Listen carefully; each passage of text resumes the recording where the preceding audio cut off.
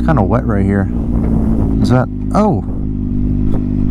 Okay, this is what we're doing. Wet and motorcycles do not mix.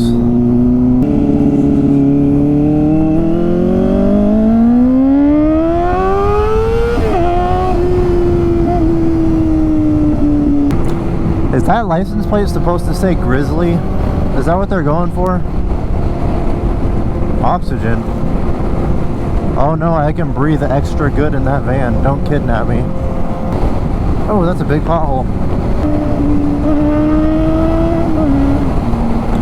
Man, I got a bug like right where my eyeball is. Oh, it's a Shelby.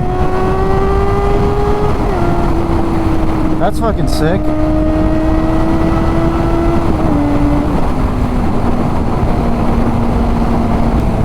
Well, I just got off the phone with the tuner. I actually spoke with more than one, and kind of like the general consensus is that it's going to cost a lot of money. Duh, I know, right? The general consensus though is that it's going to be probably somewhere around $1,000. That's because you have to get something called, I believe it was called a power commander. Oh man, I'm coming from the car world, so I mean I have my tuner, and it costs a lot of money. It's $500, but from there you can use it on any car.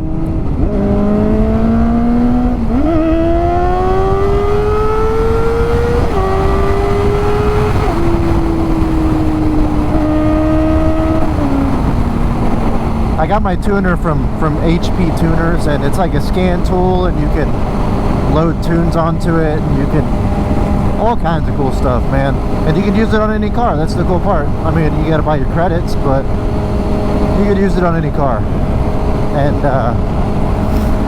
I learned that, I guess because of the way that maybe they make these bikes or something, I don't know, the guy told me that the brands don't want people tuning the bikes. I'm gonna go ahead and just wait. I guess he said that they don't want people tuning the bikes, and so what they do is they lock the ECU or something, and the only things that you can do are either have it unlocked, which sounds like it takes a really long time, like send it out somewhere and get it back like a month later or something. I don't really want to do that. The second option is to get some sort of middleman, which would be the power commander, to install on the bike, and then from there they can tune it through that. And man, that with the tune, $1,000, and I mean this is a 400cc bike, and so like if I was trying to go crazy fast or something like that, or maybe if I don't know, I had like a little bit of a nicer bike that I wasn't gonna outgrow, I'd probably go ahead and, you know, get it tuned. But man, I'm a little disappointed. I was excited because I don't know, I see all the videos and I see all the people in person, and they rev their bikes just like that, and the fucking flames shoot out the back. And oh man, coming from my Camaros, they got the nice burble tune from the factory. Kind of hoping to get another one of those, but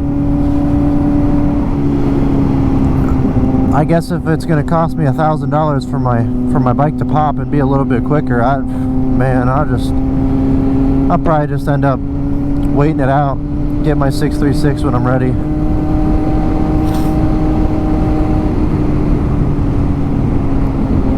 Which I guess that kind of sparks another debate.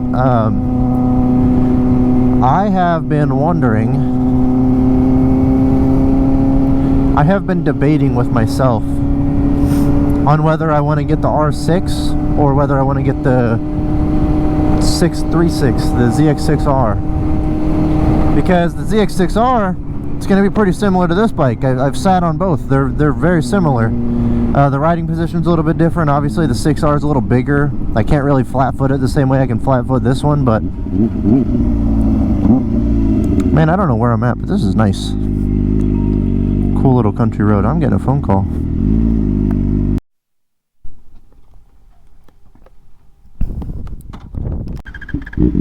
There we go.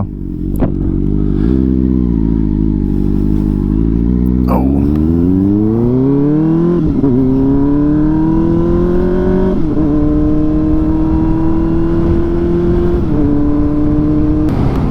Anyways, man, I don't remember where I was, but I guess what I'm trying to say is there is no way I'm going to spend $1,000 to tune a 400cc bike. Like, I get that these things pick up a lot of power.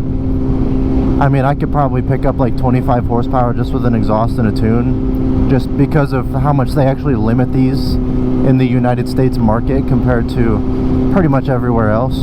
But yeah, I just don't know if it's worth it. I mean, I feel like I can spend pretty similar money to what it would cost me, like all in on this bike, on an R6 or a ZX-4R.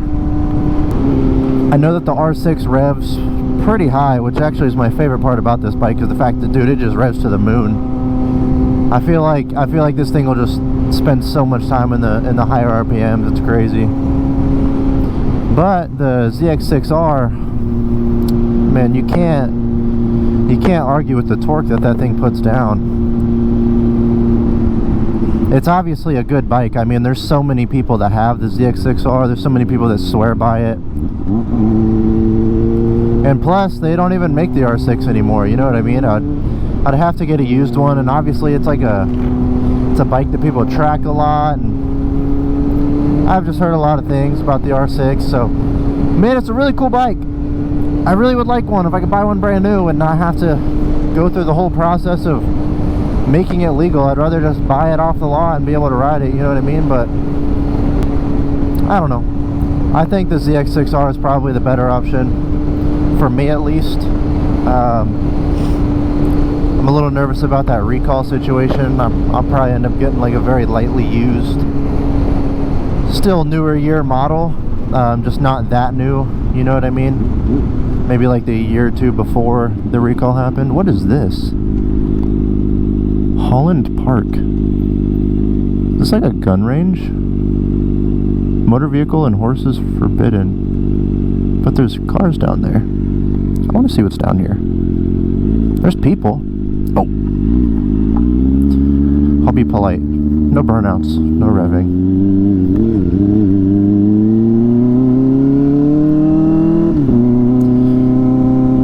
Is that a model airplane? Bro, there's no way. That's so cool. Oh, the Porsche?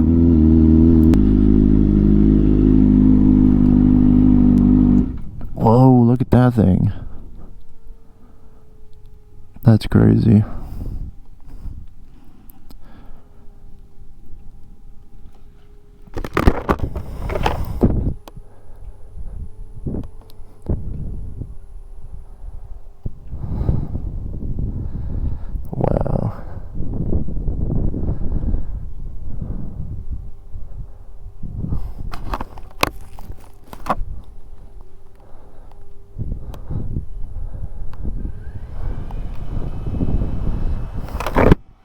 Man, that's neat.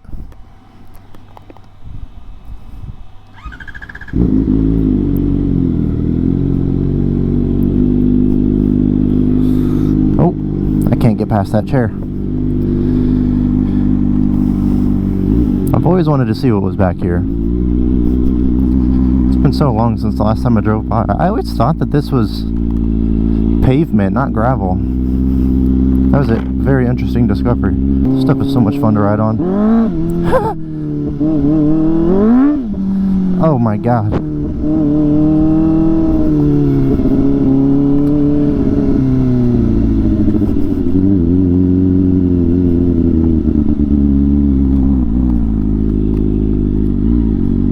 Alright, now we're up here. I wonder how that person feels about having the park right across from their house. Maybe they own it.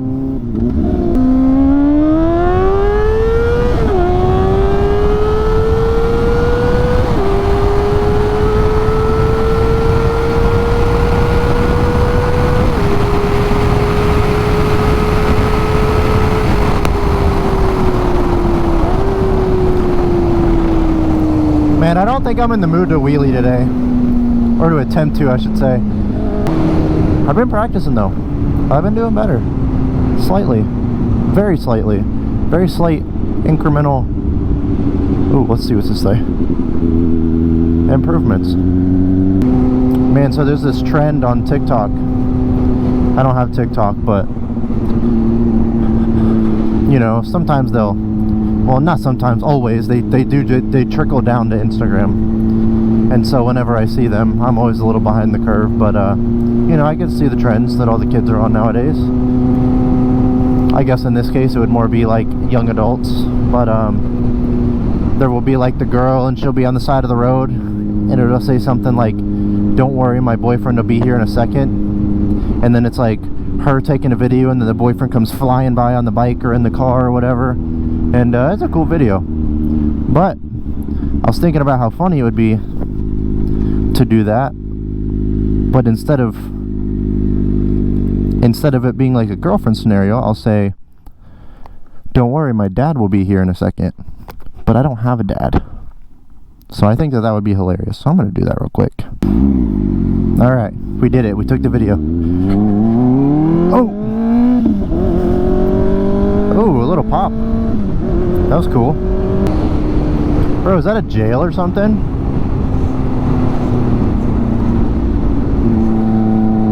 That's like a female jail. It's so small though. I'm so confused what that is. What is that? Oh, Juvenile Justice Center. That's why there were so few of them out there. That's where all the, literally where all the bad kids go. That's crazy. People turn their lives around. I would hope that with the fact that they're so young, that they have resources there to help them turn their lives around, because there's, I mean, man, if you're 15 years old and you are going down the wrong path, there's so much opportunity to change. You have your whole life ahead of you. I mean, you can't even rent a car yet. You can't even buy a car. You're out there committing crimes. Like, your record, as far as I'm aware, it gets erased.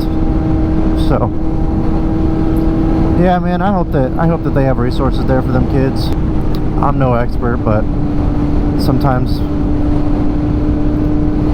when I hear about the things that go on in today's justice system, it doesn't really seem like there's a lot of rehabilitation going on. Just a lot of locking them in a cage and punishing people and treating them kind of like they're not human, but that's just my thoughts. I don't know. I'm sure there's good prisons out there. I'm sure there's good jails. And by good, I mean people who genuinely care about the people who need help and need, you know, the resources to turn their lives around.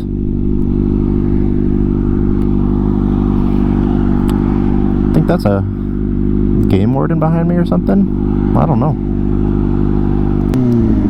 We do love our game wardens. Let's see. I don't know if it's a game warden.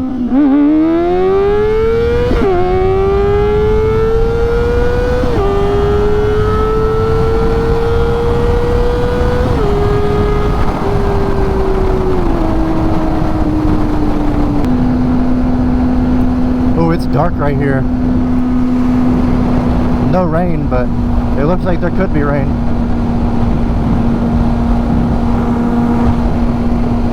Well, guys, I didn't want to talk about much.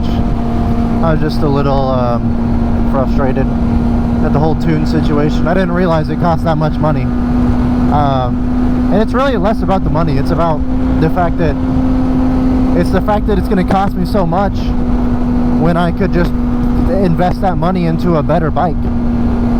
You know, it's just like, why would I do one when I could just do the other? That's obviously the better decision, in my opinion at least.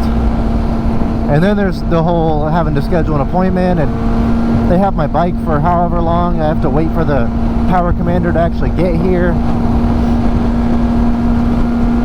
If I did have my ECU flashed or jailbroken or whatever they have to do, like, that would take even longer. And I don't know. I don't want my bike to be down for, you know, any extended period of time, and I don't want to spend that kind of money to just, you know, have a bike that's still going to be slower and less cool than a bike that I would prefer to have anyway. So I was just thinking, like, man, if it's only like $300-400 to get your bike tuned, which is what it usually costs to get a car tuned.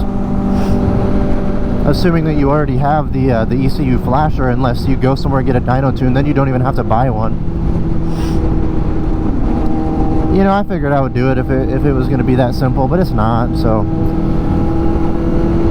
I'll just hold on to this bike how it is for a little bit. I'm enjoying it for the time being. I'm in no hurry to get rid of it, but when the time comes, I'll probably just go ahead and pull the trigger on either a 636 or an R6. I really haven't decided. If anybody has any opinions on it, man, I'd love to hear it, because I'm looking, man. I'm looking, I'm doing my research. I'm trying to get everybody's opinion. Some people say that the R6 is better. Some people say the 636 is better. It seems like it's kind of a heated debate. I think the biggest thing for me right now is just the ability to go and like sit on one and maybe test ride one if they'll let me. But not a lot of places let people do test rides, and I don't blame them, dude. If I had a dealership that sold sport bikes and some, you know, young people came in asking to test ride the bikes, dude, I would tell them to get out of here. I would not. There's no chance. I don't care what kind of experience they have or anything like that, man. Sometimes people go and do that just so they can dog on the bikes. And the last dealership I talked to, actually, they told me that they might let me ride it around the parking lot, but probably not. They told me, ooh, there's a cop behind me. They told me the last time they let somebody test ride a bike, they were gone for 5 hours. And so, I don't know, that just seems like a lot. Seems like a long time. I probably would call it too if I ran that store.